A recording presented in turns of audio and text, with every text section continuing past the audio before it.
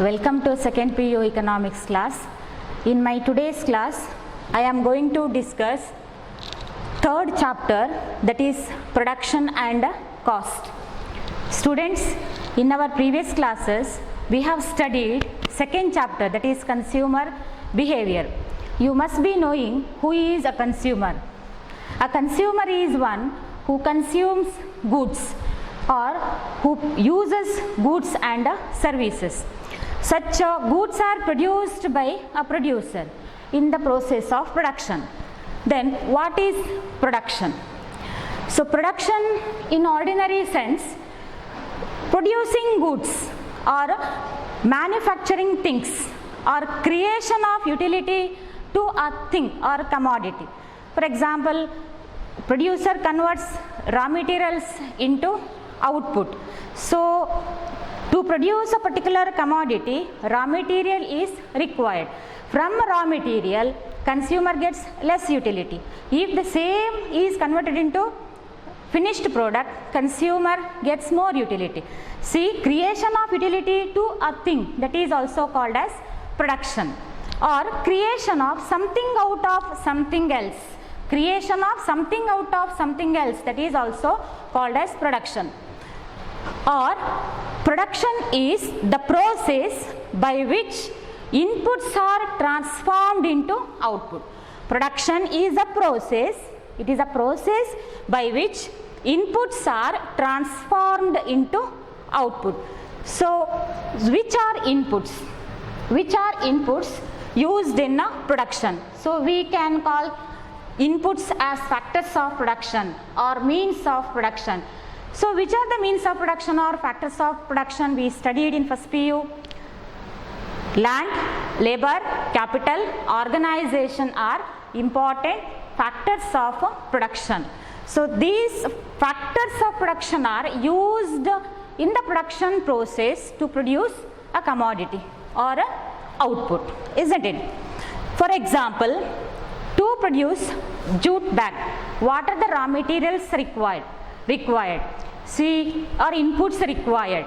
So land is required, labor is required, and other raw materials, tools, implements, etc. are required. So these are called as inputs. By using these inputs, jute bag can be produced. Like that, for the cultivation of paddy, farmer requires inputs. So what are the inputs required to cultivate paddy?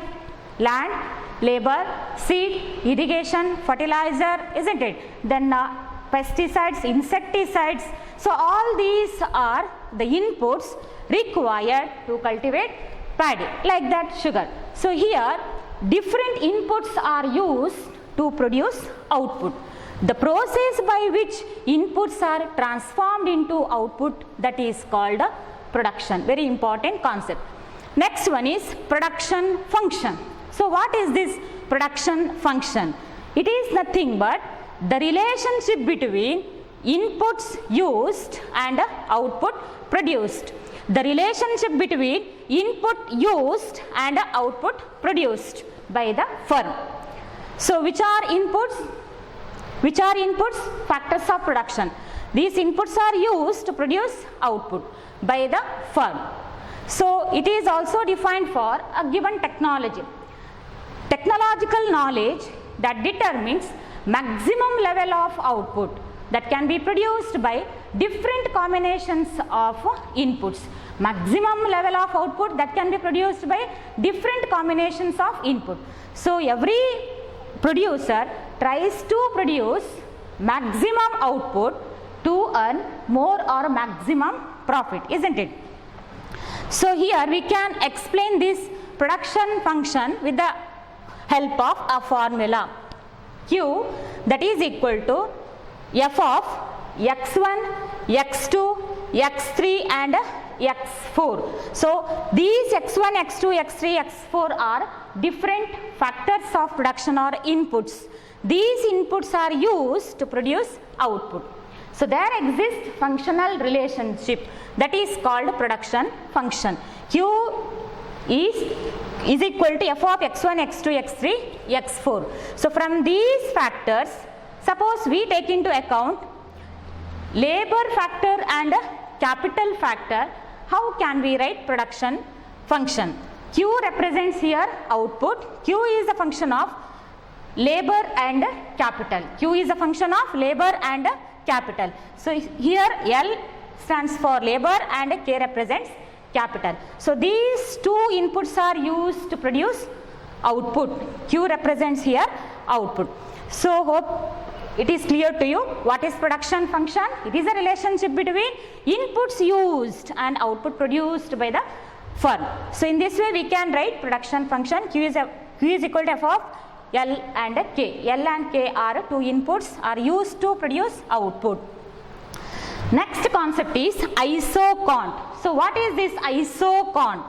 So in a previous chapter you studied about indifference curve and indifference map. It is like that, similar concept with regard to producer. So in consumer behavior we studied that concept with regard to consumer and level of satisfaction. Here we can explain this concept with regard to producer and maximum level of output or level of output. So what is this isocont? Isocont. It is a set of all possible combinations of two inputs. All possible combinations of two inputs which yield same maximum level of output. Which yield same maximum level of output. See, set of all possible combinations of two inputs, two factors which yield maximum, same maximum level of output. So let us explain this concept with the help of a diagram. Here I have written labor on a OX axis and Y axis represents capital. So K2, K1 are capital units, L1, L2, L3 are labor units used in production. Suppose producer uses K2 units of capital and L1 units of labor, then he produces A level of output. This is a combination of labor and capital. It gives producer A level of output. If by decreasing capital units from K2 to K1, he is able to increase labor units from L1 to L2. These two combinations of labor and capital gives producer B level of output. So from A and from B, producer gets same level, same maximum level of output, and these A and B level of output lie on isocont 1 on same IQ. So each isocont represents particular level of output.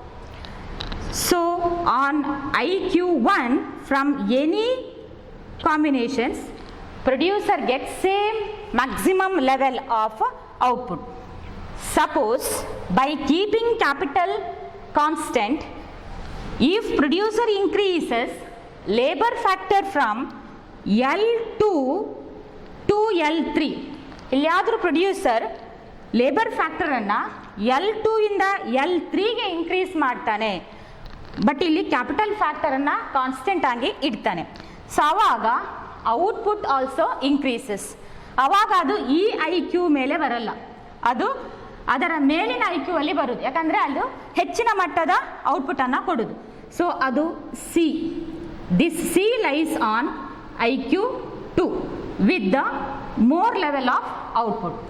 So it tells us that higher IQ gives producer higher level of what? Output. Higher IQ gives producer higher level of output. So ಇಲ್ಲಿ IQ1 ಒಂದು 100 units of output ಅನ್ನು ಕೊಟ್ಟರೆ, IQ2 200 units of output ಅನ್ನು ಕೊಟ್ಟರೆ, IQ3 300 units of output ಅನ್ನು ಕೊಡ್ಬೋದು. So ಇಲ್ಲಿ ಫಸ್ಟಿಗೆ ಎ ಮತ್ತು ಬಿ ಇಂದ ಪ್ರೊಡ್ಯೂಸರ್ಗೆ 100 ಯೂನಿಟ್ಸ್ ಆಫ್ ಔಟ್ಪುಟ್ ಸಿಗೋದು. ಬಟ್ ಸಿ ಅಲ್ಲಿ ಹೆಚ್ಚು ಲೇಬರ್ ಫ್ಯಾಕ್ಟರನ್ನು ಯೂಸ್ ಮಾಡಿದ್ದಾನೆ, ಕ್ಯಾಪಿಟಲ್ ಫ್ಯಾಕ್ಟರ್ನ ಅಷ್ಟೇ ಇಟ್ಟಿದ್ದಾನೆ, ಔಟ್ಪುಟ್ ಜಾಸ್ತಿ ಆಗೋದು. ಸೊ ಇದು 200ನಷ್ಟು ಔಟ್ಪುಟನ್ನು ಪ್ರೊಡ್ಯೂಸರಿಗೆ ಕೊಡುವಂಥದ್ದು. So this is the concept of isoquant. Isoquant ಅಂತ ಹೇಳಿದರೆ ಏನು? Set of all possible combinations of two inputs which yield same maximum level of output. Next one, concepts of production period. Concepts of production period. So there are two production periods. First one is short run, second one is long run. So ಎರಡು ಉತ್ಪಾದನೆಯ ಅವಧಿಗಳನ್ನು ನಾವು ಕಾಣ್ಬೋದು. ಮೊದಲನೆಯದು ಅಲ್ಪಾವಧಿ, ಇನ್ನೊಂದು ದೀರ್ಘಾವಧಿ ಅನ್ನೋದು. ಸೊ ಈ ಅಲ್ಪಾವಧಿ ಅಂದರೆ ಏನು? ಅದರಲ್ಲಿ ಪ್ರೊಡ್ಯೂಸರ್ ಹೇಗೆ ಫ್ಯಾಕ್ಟರ್ಸನ್ನು ಯೂಸ್ ಮಾಡ್ತಾನೆ, ಹಾಗೆಯೇ ದೀರ್ಘಾವಧಿ ಉತ್ಪಾದನೆ ಅಂದರೆ ಏನು, ಅದರಲ್ಲಿ ಪ್ರೊಡ್ಯೂಸರ್ ಹೇಗೆ ಫ್ಯಾಕ್ಟರ್ಸನ್ನು ಯೂಸ್ ಮಾಡ್ತಾನೆ. ಸೊ ಶಾರ್ಟ್ ರನ್ ಅಂತ ಹೇಳಿದರೆ ಅಲ್ಪಾವಧಿ, ಪ್ರೊಡ್ಯೂಸರ್ ಅಲ್ಲಿ ಫಿಕ್ಸ್ಡ್ ಫ್ಯಾಕ್ಟರ್ಸ್ ಮತ್ತೊಂದು ವೇರಿಯಬಲ್ ಫ್ಯಾಕ್ಟರ್ಸನ್ನು ಉತ್ಪಾದನೆಯಲ್ಲಿ ಬಳಸ್ತಾನೆ. ಒಂದು ವೇಳೆ ಉತ್ಪಾದಕನು ಸ್ಥಿರ ಉತ್ಪಾದನಾಂಗ ಮತ್ತು ಬದಲಾಗುವ ಉತ್ಪಾದನಾಂಗವನ್ನು ಉತ್ಪಾದನೆಯಲ್ಲಿ ಬಳಸಿದರೆ ಆವಾಗ ಅದನ್ನು ನಾವು ಅಲ್ಪಾವಧಿಯ ಉತ್ಪಾದನೆ ಅಂತ ಕರಿತೇವೆ. ಸೊ ಇಲ್ಲಿ ಅವನಿಗೆ ಎಲ್ಲ ಫ್ಯಾಕ್ಟರ್ಸನ್ನು ಒಮ್ಮೆಲೆ ಬದಲಾವಣೆ ಮಾಡಲಿಕ್ಕೆ ಆಗದೇ ಇರುವ ಕಾರಣ ಅವನು ಒಂದು ಫ್ಯಾಕ್ಟರನ್ನು ಫಿಕ್ಸ್ಡ್ ಆಗಿ ಇಡ್ತಾನೆ. ಫಾರ್ ಎಕ್ಸಾಂಪಲ್ ಮೆಷಿನರಿ, ಅದನ್ನು ಫಿಕ್ಸ್ಡ್ ಆಗಿ ಇಡ್ತಾನೆ. ಲೇಬರ್ ಫ್ಯಾಕ್ಟರ್ ಅಂತ ತಗೊಂಡ್ರೆ ಅದನ್ನು ನಾವು ವೇರಿಯಬಲ್ ಫ್ಯಾಕ್ಟರ್ ಆಗಿ ಇಟ್ಕೊಳ್ಬೋದು. ಉತ್ಪಾದನೆಯನ್ನು ಸ್ಟಾರ್ಟ್ ಮಾಡ್ತಾನೆ, ಅದನ್ನು ಅಲ್ಪಾವಧಿಯ ಉತ್ಪಾದನೆ ಅಂತ ಕರಿತೇವೆ. ದೀರ್ಘಾವಧಿ ಅಂತ ಬಂದರೆ ಉತ್ಪಾದಕನು ಎಲ್ಲ ಉತ್ಪಾದನಾಂಗಗಳನ್ನು ಕೂಡ ಬದಲಾವಣೆ ಮಾಡ್ತಾನೆ ಅಥವಾ ಹೆಚ್ಚು ಮಾಡ್ತಾನೆ. ಉತ್ಪಾದಕನು ಎಲ್ಲ ಉತ್ಪಾದನಾಂಗಗಳನ್ನು ಹೆಚ್ಚು ಮಾಡಿ ಉತ್ಪಾದನೆಯನ್ನು ಮಾಡಿದರೆ then that is called long run ಅಥವಾ ದೀರ್ಘಾವಧಿಯ ಉತ್ಪಾದನೆ. ಇಲ್ಲಿ all factors are variable, there is no fixed factor. So where fixed factor exist in short run production. So next one is total product, average product and marginal product. Volume of product can be studied with reference to TP, total product, AP, average product and MP, marginal product. So here I have written a table. In this table, labor factor is used. 0, 1, 2, 3, 4, 5, 6. And total product of this labor factor I have written in this column. Marginal product I have written in this column. And this column shows average product of labor. Let us discuss one by one. What is total product? So total product means relationship between input and output. Relationship between input, variable input and output. So how to calculate this total product? So there is a formula to calculate total product. TP, that is equal to sigma marginal product, sigma MP. ಈಗ ಇಲ್ಲಿ ಈ table ಅಲ್ಲಿ ನಾವು ಈಗ 3 units of labour suppose used in production process ಅಂತಾದರೆ it gives 40 units of output. So ಈ 40 ಯೂನಿಟ್ಸನ್ನು ನಾವು ಕ್ಯಾಲ್ಕುಲೇಟ್ ಮಾಡೋದು ಹೇಗೆ? By using this formula sigma M P. So we need to add 10 plus 14 plus 16 ಆಗುವಾಗ ನಮಗೆ ಟೋಟಲ್ 40 ಬರುವಂಥದ್ದು. So that is the summation of marginal product. So ಹಾಗೇನೆ ನಾವು 6 units of labour produce 57 units of total product ಅಂತಿದ್ರೆ ನಾವು ಇದನ್ನು ಹೇಗೆ calculate ಮಾಡೋದು? 57 ಇದೆಲ್ಲವನ್ನು ಆ್ಯಡ್ ಮಾಡಿದಾಗ it gives total product of 57 units. ಅದು ಎಷ್ಟು ಲೇಬರ್ ಫ್ಯಾಕ್ಟರ್ಸ್ ಯೂಸ್ ಮಾಡಿ ಉತ್ಪಾದನೆ ಮಾಡಿರೋದು? 6 ಯೂನಿಟ್ಸ್ ಆಫ್ ಲೇಬರ್ ಫ್ಯಾಕ್ಟರನ್ನು ನಾವು ಯೂಸ್ ಮಾಡಿ ಉತ್ಪಾದನೆ ಮಾಡಿರೋದು. ಸೊ ತುಂಬ ಸಿಂಪಲ್ ಆಗಿ ಇದನ್ನು ನಾವು ಕ್ಯಾಲ್ಕುಲೇಟ್ ಮಾಡ್ಬೋದು. So it explains what the relationship between variable input and output. Next one is average product. So what is this average product? ನಿಮ್ಮ ಆವರೇಜ್ ಮಾರ್ಕನ್ನು ಹೇಗೆ ಕ್ಯಾಲ್ಕುಲೇಟ್ ಮಾಡೋದು? ಹಾಗೆಯೇ ಇಲ್ಲಿ ಕೂಡ ಟೋಟಲ್ ಪ್ರಾಡಕ್ಟ್ನ ಆವರೇಜನ್ನು ಹೇಗೆ ಕ್ಯಾಲ್ಕುಲೇಟ್ ಮಾಡುವಂಥದ್ದು? Output per unit of input, output per unit of input. So ಹೇಗೆ ಕ್ಯಾಲ್ಕುಲೇಟ್ ಮಾಡೋದು? ಅದಕ್ಕೆ ಫಾರ್ಮುಲಾ ಇದೆ. A P is equal to TP divided by L. AP is equal to TP divided by L. ನೋಡಿ TP ಇಲ್ಲಿದೆ, L ಅಂತ ಹೇಳಿದ್ರೆ labour units. Average product ಯಾವುದಾದ್ರೂ ಒಂದು ವ್ಯಾಲ್ಯೂ ತಗೊಳ್ಳಿ. ಫಾರ್ ಎಕ್ಸಾಂಪಲ್ 24 ಡಿವೈಡೆಡ್ ಬೈ 2 ಅಂತಿದ್ರೆ average product is 12. So average product that is equal to TP divided by L. TP ಪ್ಲೇಸಲ್ಲಿ ನಾನು 24 ಬರ್ದಿದ್ದಾನೆ.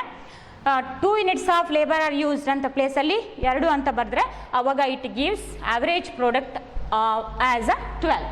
ಗೊತ್ತಾಯ್ತಲ್ಲ. ಸೊ ಈ ರೀತಿಯಾಗಿ ನಾವು ಆವರೇಜ್ ಪ್ರಾಡಕ್ಟನ್ನು ಕ್ಯಾಲ್ಕುಲೇಟ್ ಮಾಡೋದು. So what is average product? Output per unit of input.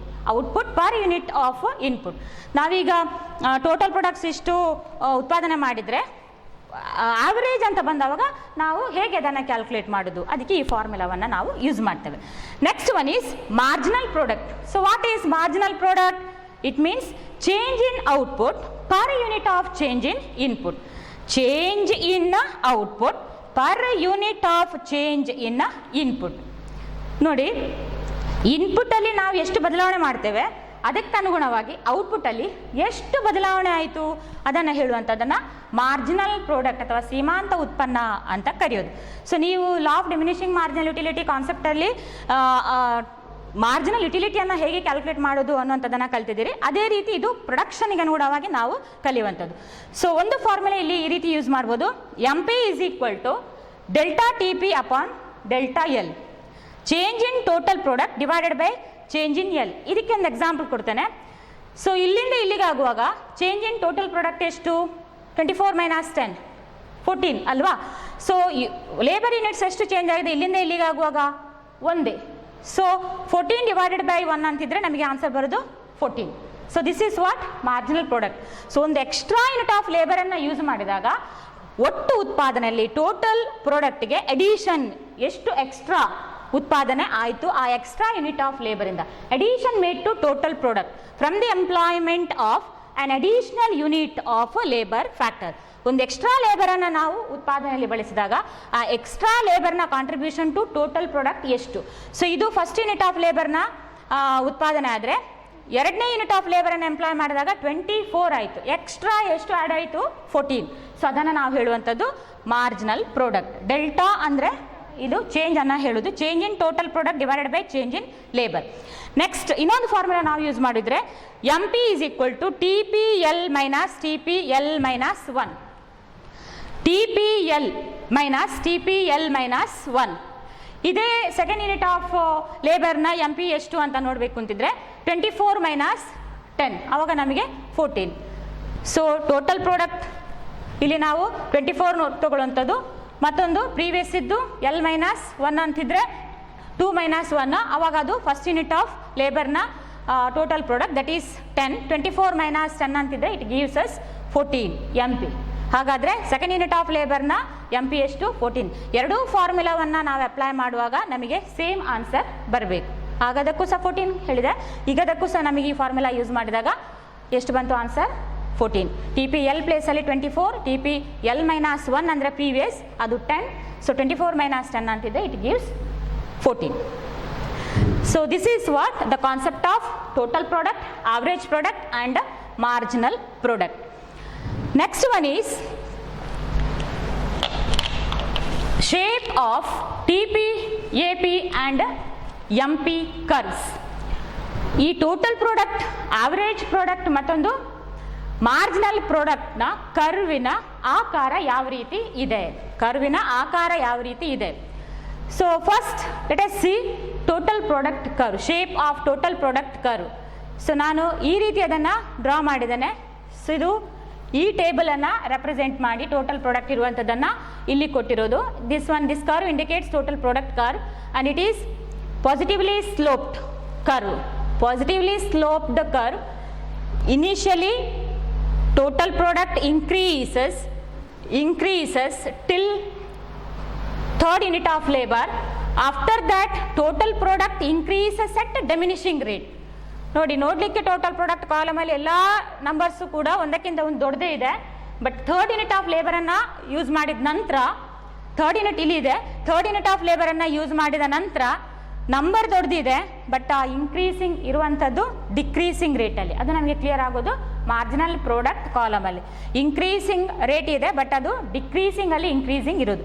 ಇಲ್ಲಿಯವರೆಗೆ 10, 14, 16 ಅಲ್ವಾ. ಟೋಟಲ್ ಪ್ರಾಡಕ್ಟ್ ನಾವು ನೋಡುವಾಗ 10, 24, 40 ಎಲ್ಲ ಇದೆ ವ್ಯಾಲ್ಯೂ. ಅಂದರೆ ಇದು ಇನ್ಕ್ರೀಸಿಂಗ್ ರೇಟಲ್ಲಿ ಇನ್ಕ್ರೀಸಿಂಗ್ ಆಗಿರುವಂಥದ್ದು, ಇದು ಡಿಕ್ರೀಸಿಂಗ್ ರೇಟಲ್ಲಿ ಇನ್ಕ್ರೀಸಿಂಗ್ ಆಗಿರೋದು. ಸೊ ಇಲ್ಲಿ ನಾವು ಕರ್ವ್ ಶೇಪ್ ನೋಡುವಾಗ ಪಾಸಿಟಿವ್ಲಿ ಸ್ಲೋಪ್ಡ್, ಇದು ಟಿ ಪಿ ಕರ್ವ್. ಇಲ್ಲಿ ನಾನು ಟಿ ಪಿ ಅಂತ ಹಾಕಿದ್ದೇನೆ, OX ಅಲ್ಲಿ ಲೇಬರ್ ಅಂತ ತೋರಿಸಿದ್ದೇನೆ. ಇದು total product curve. So next one is average product and marginal product curve. So what is the shape of AP and MP curve? So ಇದು ನೋಡಿ ಅದೇ ಒಂದು ಟೇಬಲ್ನ ಮೇಲೆ ಈ ಒಂದು ಕರ್ವ್ಗಳನ್ನು ಮಾಡಿರೋದು. ಸೊ ಇದು 10, 14, 16 ಯಾವುದದು MP ಕರ್ವ್. 10, 14, 16 ನಂತರ 10 ಮತ್ತು 6 1, 10 ಮತ್ತು 6 1 ಆಗಿರೋದು MP ಕರ್ವ್. ಹಾಗೆಯೇ AP ಕರ್ವ್ ಕೂಡ 10, 12, 13 ಅನಂತರ ವಾಪಸ್ 12, 11.2 ನಂತರ 9.5 ಹೀಗೆ ಫಸ್ಟಿಗೆ ಇನ್ಕ್ರೀಸ್ ಆಗಿ ನಂತರ ಡಿಕ್ರೀಸಿಂಗ್ ಆಗಿರುವಂಥದ್ದು. MP curve initially increases faster than AP, after a certain point it decreases faster than MP. ಆಯಿತಾ, sorry faster than AP. Initially MP curve AP ಕರ್ವಿಗಿಂತ ಬೇಗನೆ ಏರಿಕೆ ಆಗ್ತದೆ, ಒಂದು ಹಂತದ ನಂತರ MP ಕರ್ವ್ AP ಕರ್ವಿಗಿಂತ ಫಾಸ್ಟಾಗಿ ಡಿಕ್ರೀಸ್ ಆಗೋದು. ಯಾಕಂತ ಹೇಳಿದ್ರೆ ಅದರ ಅರ್ಥ ಏನು, MP ಅರ್ಥ ಏನು, addition made to total product. So ನಾವು ಲೇಬರ್ ಯೂನಿಟ್ಸನ್ನು ಹೆಚ್ಚೆಚ್ಚು ಉತ್ಪಾದನೆಗೆ ಬಳಸಿದ ಹಾಗೆ ಒಂದು ಇದು ಫಿಕ್ಸ್ಡ್ ಫ್ಯಾಕ್ಟರ್ನ ಜೊತೆಗೆ ವೇರಿಯಬಲ್ ಫ್ಯಾಕ್ಟರನ್ನು ಕಂಬೈನ್ ಮಾಡುವಾಗ ಫಿಕ್ಸ್ಡ್ ಫ್ಯಾಕ್ಟರಿಗೆ ವೇರಿಯಬಲ್ ಫ್ಯಾಕ್ಟರ್ ಒಂದು ಹಂತದ ನಂತರ ಓವರ್ ಕ್ರೌಡ್ ಆದಾಗ ಅದರ ಹೆಚ್ಚುವರಿ ಉತ್ಪನ್ನ ಟೋಟಲ್ ಪ್ರಾಡಕ್ಟಿಗೆ ಕಡಿಮೆ ಆಗ್ತಾ ಹೋಗುವಂಥದ್ದು. ಆದ ಕಾರಣ ಅದು ಸ್ವಲ್ಪ ಬೇಗವಾಗಿ ಇಳಿಕೆ ಆಗುವಂಥದ್ದು APಗೆ ಕಂಪೇರ್ ಮಾಡಿದರೆ. ಸೊ ಈ ಶೇಪ್ ಯಾವ ರೀತಿ ಇದೆ, ಉಲ್ಟಾ ಯು ಇದೆಯಲ್ಲ, this is called inverse U shaped curve. Both MP and AP curves are inverse U shaped. This is very important for your exam. Inverse U shaped curve. ಉಲ್ಟಾ U ಇರುವ ಕಾರಣ ಇಲ್ಲಿ ಕೂಡ ನಾನು OX ಅಲ್ಲಿ ಲೇಬರ್, OY ಅಲ್ಲಿ AP ಮತ್ತು MP ಕರ್ವನ್ನು ತೋರಿಸಿರೋದು. ಅರ್ಥ ಆಯ್ತಾ? AP and MP curve shape ಯಾವ ರೀತಿ ಇದೆ, inverse U shaped. Next concept is law of variable proportion. Law of variable proportion ಅಥವಾ ಇದೇ ಲಾವನ್ನು ನಾವು law of diminishing marginal product, law of diminishing marginal product, ಇದನ್ನು ನಾವು ಶಾರ್ಟ್ ರನ್ ಪ್ರೊಡಕ್ಷನ್ ಅಂತ ಕರಿತೇವೆ. ಇದು ಈ ಲಾ ಅಪ್ಲೈ ಆಗುವಂಥದ್ದು ಶಾರ್ಟ್ ರನ್ನಲ್ಲಿ. ಅಲ್ಪಾವಧಿ ಉತ್ಪಾದನೆ ಹೇಗೆ, ಅಲ್ಪಾವಧಿಯಲ್ಲಿ ಪ್ರೊಡ್ಯೂಸರ್ ಉತ್ಪಾದನಾಂಗಗಳನ್ನು ತಗೊಳ್ತಾನೆ, ಅವನು ಉತ್ಪಾದನೆಯಲ್ಲಿ ಫಿಕ್ಸ್ಡ್ ಫ್ಯಾಕ್ಟರ್ ಮತ್ತು ವೇರಿಯಬಲ್ ಫ್ಯಾಕ್ಟರನ್ನು ತಗೊಳ್ತಾನೆ. ಆ ರೀತಿ ಎರಡು ಉತ್ಪಾದನಾಂಗಗಳನ್ನು ಕಾಂಬಿನೇಷನ್ ಮಾಡಿ ಉತ್ಪಾದನೆ ಮಾಡಿದರೆ ಅದನ್ನು ನಾವು ಅಲ್ಪಾವಧಿ ಅಂತ ಕರಿತೇವೆ. ಸೊ ಈ ಅಲ್ಪಾವಧಿಯಲ್ಲಿ ಅರೈಸ್ ಆಗುವಂತಹ ಲಾವೇ ಲಾ ಆಫ್ ವೇರಿಯಬಲ್ ಪ್ರಪೋರ್ಷನ್. ನೋಡಿ, variable proportion, law of diminishing marginal product. Marginal product diminish ಆಗುವಂಥದ್ದನ್ನು ನಾವು ಇಲ್ಲಿ ನೋಡುವಂಥದ್ದು. ಸೊ ಇದನ್ನು ನಾವು ಶಾರ್ಟ್ ರನ್ ಪ್ರೊಡಕ್ಷನ್ ಅಂತ ಕರೆಯುವಂಥದ್ದು. ಇಲ್ಲಿ ಒಂದು ಫ್ಯಾಕ್ಟರನ್ನು ಪ್ರೊಡ್ಯೂಸರ್ ಫಿಕ್ಸ್ಡ್ ಆಗಿ ಇಡ್ತಾನೆ, ಉಳಿದ ಫ್ಯಾಕ್ಟರ್ಸನ್ನು ಉತ್ಪಾದನೆಯಲ್ಲಿ ಏರಿಕೆ ಮಾಡ್ತಾನೆ. Here producer keeps one factor fixed and he increases other factors in production. So and it explains the relationship between proportion of fixed factors and variable factors and output. ಇಲ್ಲಿ fixed ಮತ್ತು variable factors ಅಂತ ಬಂದರೆ ಅದು input. So it explains relationship between input and output. So what kind of inputs, if he uses fixed and a variable factor, then it explains relationship between proportion of fixed factors and variable factors and output. ನೋಡಿ, ಇಲ್ಲಿ ಇದನ್ನು ಈ ಒಂದು table ಮತ್ತು ಡಯಾಗ್ರಾಮ್ನ ಮೂಲಕ explain ಮಾಡ್ಬೋದು. ಈ ಟೇಬಲಲ್ಲಿ ನಾನು ಆಗ ಹೇಳಿದೆ ನಿಮಗೆ, ಲೇಬರನ್ನು ತೋರಿಸಿದ್ದೇನೆ. ಈಗ ಸಪೋಸ್ ಲ್ಯಾಂಡನ್ನು ಪ್ರೊಡ್ಯೂಸರ್ ಅಥವಾ ಕ್ಯಾಪಿಟಲನ್ನು ಪ್ರೊಡ್ಯೂಸರ್ ಫಿಕ್ಸ್ಡ್ ಆಗಿಟ್ಟು ಲೇಬರ್ ಫ್ಯಾಕ್ಟರನ್ನು ಉತ್ಪಾದನೆಯಲ್ಲಿ ಇನ್ಕ್ರೀಸ್ ಮಾಡ್ತಾ ಹೋಗ್ತಾನೆ. So this is what total product of all these labor factors and MP and AP. So illi suppose producer uses fixed factor and variable factor in production, then factor proportions change. Initially fixed and variable factors or factor proportions are more and more suitable for production. Hence in the beginning, total production increases at an increasing rate. After a certain level of employment, what happens? Factor proportions are less and less suitable for production. Why? Because fixed factor is overcrowded with the what is that labor factor. ಇಲ್ಲಿ labour factor ಒಂದು ಚಿಕ್ಕ ತುಂಡು ಭೂಮಿಯಲ್ಲಿ ಉತ್ಪಾದನೆ ಮಾಡಲಿಕ್ಕೆ ಹೋಗ್ತಾನೆ ಅಲ್ಪಾವಧಿಯಲ್ಲಿ ಅಂತಿದ್ರೆ ಅವನು ಲೇಬರ್ ಲ್ಯಾಂಡನ್ನು ಫಿಕ್ಸ್ಡ್ ಆಗಿಟ್ಟು ಲೇಬರನ್ನು ಈ ಭೂಮಿಗೆ ಹೆಚ್ಚು ಎಂಪ್ಲಾಯ್ ಮಾಡ್ತಾ ಹೋಗ್ತಾನೆ. ಸೊ ಒಂದು ಹಂತದವರೆಗೆ ಉತ್ಪಾದನೆಗೆ ಎರಡೂ ಫ್ಯಾಕ್ಟರ್ ಪ್ರಪೋರ್ಷನ್ನ ಪೂರಕವಾಗಿರುವಾಗ ಹೆಚ್ಚು ಉತ್ಪಾದನೆ ಕೊಡುವಂಥದ್ದು. ಪ್ರತಿ ಲೇಬರ್ ಫ್ಯಾಕ್ಟರಿಗೆ ಕೂಡ ಇನಫ್ ಭೂಮಿ ಸಿಗುವಂಥದ್ದು ಇಲ್ಲಿ ಉತ್ಪಾದನೆ ಮಾಡಲಿಕ್ಕೆ ಹೆಚ್ಚು ಉತ್ಪಾದನೆ ಕೊಡೋದು. ಕ್ರಮೇಣ ಇಲ್ಲಿ ಸ್ವಲ್ಪ ಸಮಯದ ನಂತರ ಏನಾಗುವಂಥದ್ದು, ಇದೇ ತುಂಡು ಭೂಮಿಯಲ್ಲಿ ಲೇಬರ್ನ ಪ್ರಮಾಣ ಹೆಚ್ಚಳ ಆಗಿ ಓವರ್ ಕ್ರೌಡ್ ಆಗಿ ಲೇಬರ್ ಎಫಿಷಿಯನ್ಸಿ ಕಮ್ಮಿ ಆಗೋದು. ಅಂದರೆ contribution from each and every unit of labour ಏನಾಗುವಂಥದ್ದು ಡಿಕ್ರೀಸ್ ಆಗ್ತಾ ಹೋಗುವಂಥದ್ದು. ಇದರ ಮೇಲೆ ಲೇಬರ್ ಓವರ್ ಕ್ರೌಡ್ ಆದಾಗ ಉತ್ಪಾದನೆಯ ಮೇಲೆ ಅದು ಎಫೆಕ್ಟ್ ಆಗುವಂಥದ್ದು, ಉತ್ಪಾದನೆ ಕಡಿಮೆ ಆಗ್ತಾ ಹೋಗುವಂಥದ್ದು. ಸೊ ಆ ಹಂತವನ್ನು ನಾವು ಎಲ್ಲಿಂದ ತೋರಿಸ್ಬೋದು, ಇಲ್ಲಿಂದ ತೋರಿಸ್ಬೋದು. ಮೂರನೆಯ ಯೂನಿಟ್ನವರೆಗೆ third unit of labour employment ಮಾಡೋವರೆಗೆ ಉತ್ಪಾದನೆ ಹೆಚ್ಚಾಗ್ತದೆ. ಅದರ ನಂತರ slowly total production starts decreasing. ಅಂದರೆ ಮಾರ್ಜಿನಲ್ ಪ್ರೊಡಕ್ಷನ್ ತುಂಬ ಕಮ್ಮಿ ಆಗೋದು. ಈ ಡಿಮಿನಿಷಿಂಗ್ ಮಾರ್ಜಿನಲ್ ಪ್ರೊಡಕ್ಟ್ ಅಂತ ಹೇಳಿದರೆ ನಾವು ಅದನ್ನು ಹೇಳೋದು. So initially total production increases ಅಥವಾ total product increases at an increasing rate. After that total product